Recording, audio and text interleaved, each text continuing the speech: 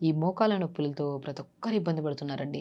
కొంతమంది cartilage damage అయిందని, కొంతమంది లిగమెంట్ ప్రాబ్లమ్ ఉందని, కొంతమంది గుజ్జు తగ్గిపోయిందని. సో, ఇన్ని రకాల సమస్యలు. అసలు చాలామంది ఏంటంటే స్టార్టింగ్‌లోనే హెవీ మోకాళ్ళ నొప్పులైతే రావు. మనం ఫస్ట్ ఏంటంటే తిమ్మిరితో స్టార్ట్ అవుతది. తిమ్మిరితో పాటు టక్ టక్ సౌండ్‌లు స్టార్ట్ అవుతాయి. మనం కూర్చున్నా, లేచినా నార్మల్ పర్సన్ కూడా టక్ టక్ సౌండ్‌లొస్తాయి.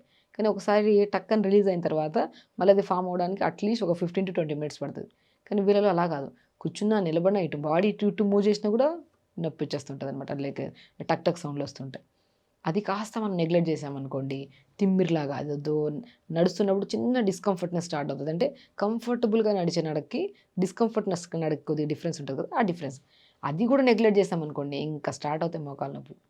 సో, మన బాడీ ప్రతిదీ ఇండికేట్ చేస్తది. ఫస్ట్ తిమ్మిరితో స్టార్ట్ అయ్యి, టక్ టక్ సౌండ్‌లతో అంటే తిమ్మిరి స్టార్ట్ అయిందని బాడీలో బి12 డెఫిషియన్సీ వచ్చిందని. మనం బి12 డెఫిషియన్సీని కానీ నెగ్లెక్ట్ చేశామనుకోండి, అది కాస్త టక్ టక్ సౌండ్ అంటే కాల్షియం డెఫిషియన్సీ వచ్చిందని. సో, ఇంకొద్దిగా ముందుకెళ్ళామనుకోండి bone discomfort D vitamin deficiency వచ్చిందని. ఇంకొద్దిగా ముందుకెళ్ళిందనుకోండి ఐరన్ డెఫిషియన్సీ. చూసారా? ప్రతి డెఫిషియన్సీ మన బాడీ ఇండికేట్ చేస్తున్నప్పుడు మనం ఏం చేస్తాము? ఇది తిమ్మిరి ఉన్న వెంటనే బి12, డి విటమిన్ తగ్గిండొచ్చు కదా! సో, మనం కొద్దిగా ఫుడ్‌లో మనం మంచి ఫుడ్ తీసుకోవాలన్న ఇది వదిలేసి తిమ్మిరే కదా నెగ్లెక్ట్. ఏదో ఒక ఆయిల్ రాసేద్దాంలే, ఒక పెయిన్ కిల్లర్ రాసేద్దాంలే, లేదా డిస్కంఫర్ట్‌నెస్ కదా! కాళ్ళు దులిపేసుకుంటే అయిపోతదిలే, మంచిగా దులుపుకొని నడిస్తే బాగోదు. సో, ఇవన్నీ నెగ్లెక్ట్ చేయడం వల్ల క్రానిక్ అప్పుడు కార్టిలేజ్ డ్యామేజ్ అవ్వడం, లిగమెంట్ ప్రాబ్లమ్ రావడం, అప్పుడు ఈ మన బోన్ మధ్యలో గుజ్జు ఉంటది కదా! ఆ గుజ్జు తగ్గిపోవడం జరుగుతది.